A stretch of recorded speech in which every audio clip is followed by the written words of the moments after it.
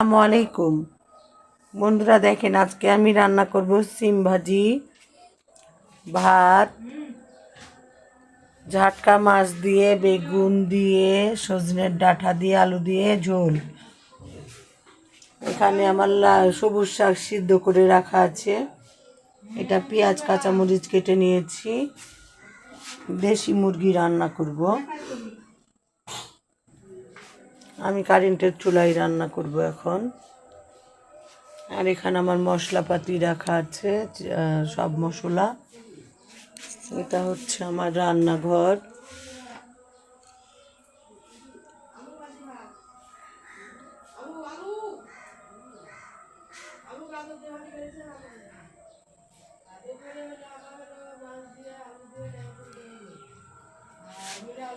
এখানে আমার গ্যাসের চুলা।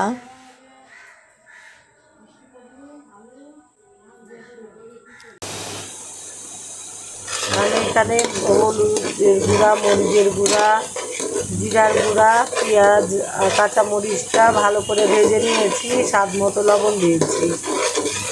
এখন এটা আমার ভাজা হয়ে গেছে। আমি এর মধ্যে বেগুনটাকে অ্যাড করে দিব, একটু পানি দিব, দিয়ে আর একটু কষিয়ে নিব।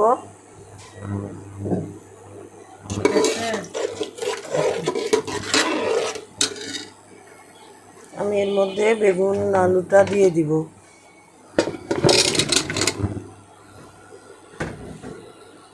আমি এটা একটু কষাই নিব।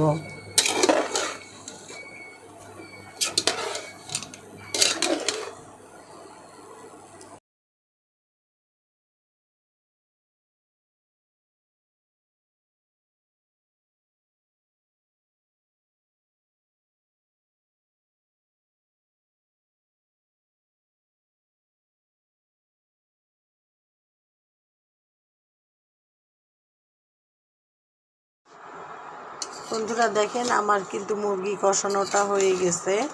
এটা আমি একটু পাতলা ঝোল করব।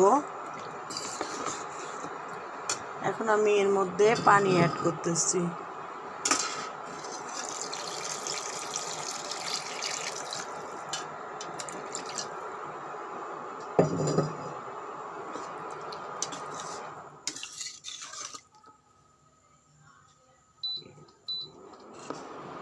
আমার পানি অ্যাড করা হয়ে গেছে। এটা এখন আমি ঢেকে দিব, দিয়ে এর মধ্যে একটু এলাচ, দারচিনি আর হচ্ছে জিরা বাটা দিব। এর মধ্যে ভেজে রেখেছি, ওটা দিব।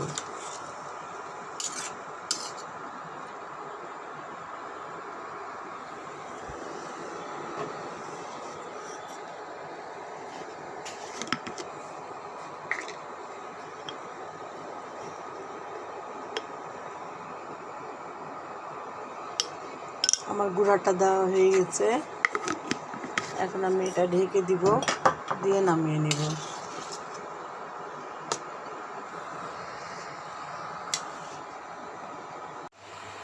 বন্ধুরা দেখেন, আমার রান্না হয়ে গেছে।